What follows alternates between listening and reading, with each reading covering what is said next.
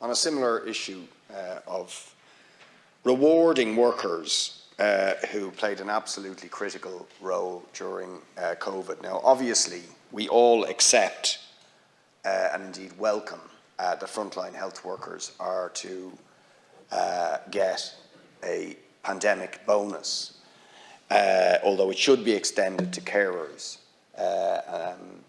as has already been discussed.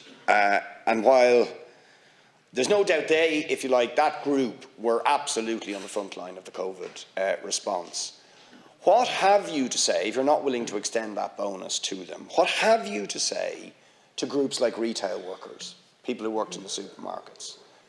Traditionally very, very low pay, but they literally kept food on the table during the COVID pandemic. Without them, we wouldn't have got through the pandemic.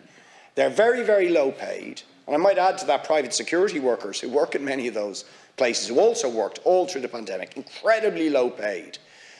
What are you going to give in terms of a pandemic bonus and reward, long term, to those groups of workers? Would you agree with me that they deserve something like what the Duns workers have won, of a 10% pay increase?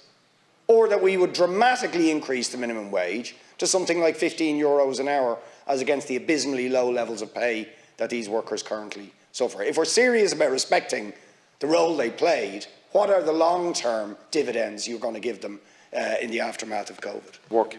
Deputy Boyd Barrett and Deputy Barry, in respect of workers. Look, right throughout the pandemic, we have been very strong in supporting workers, be it the pandemic unemployment payment, be it EWIS, be it CRIS. We've sought a whole range of measures to support employment, the economy, to underpin employment, because the best rights for workers is the access to a job and to get back as quickly as we possibly can.